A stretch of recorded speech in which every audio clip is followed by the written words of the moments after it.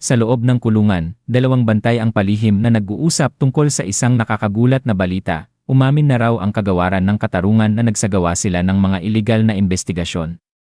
Pinag-usapan nila na hindi ito dahil sa marangal na layunin kundi bunga ng matinding pressure mula sa mga matataas na opisyal, kaya't halatang may nakatagong pakana kaysa simpleng galit ng mga maharlika.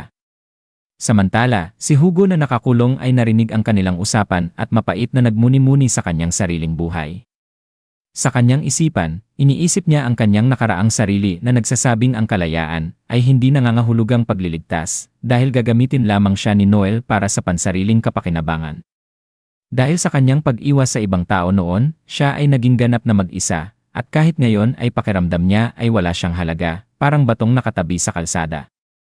Habang abala siya sa kanyang mapait na alaala, tatlong hindi kilalang tao ang biglang lumitaw sa pintuan ng kanyang selda, ikinagulat niya at ng mga bantay. Ilang minuto bago nito, sa labas ng kulungan, nakaabang na ang grupo ni Noel, sina Alma, Kauga at Leon. Nakita ni Alma ang mga kalabang papasok at agad itong iniulat kay Noel. Ipinaliwanag ni Noel na may impormasyon silang nakuha mula kay Fenocio tungkol sa kahina-hinalang galaw ni Andreas.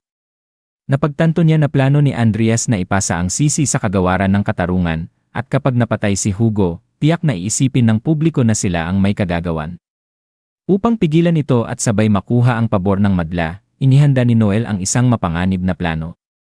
Ipinakita niya ang isang detonator, ikinabigla ng lahat, at ipinaliwanag na inupahan niya si Loki upang magtanim ng mga bomba sa paligid ng kulungan.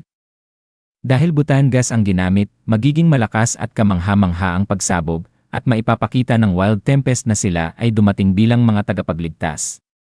Agad na naunawaan ni Alma ang plano, ang mga pagsabog ang magiging dahilan para makialam sila ng may dramatikong dating, ngunit hinarap siya ni Leon.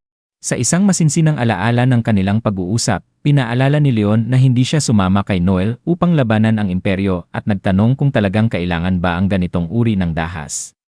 Hindi na tinag si Noel at iginiit na si Hugo ay biktima lamang ng katiwalian at kasakiman ng mga makapangyarihan. Pinuligsan niya ang paniniwala na ang pagiging matuwid ay laging gagantimpalaan.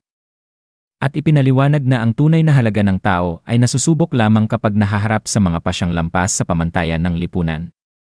Hinamon pa niya si Leon na suriin muli ang kanyang pag-unawa sa hustisya. Naiinis man at naaalala ang kanilang pagkatalo kay Noel noon, napilitan si Leon na aminin na may katotohanan sa mga salita nito.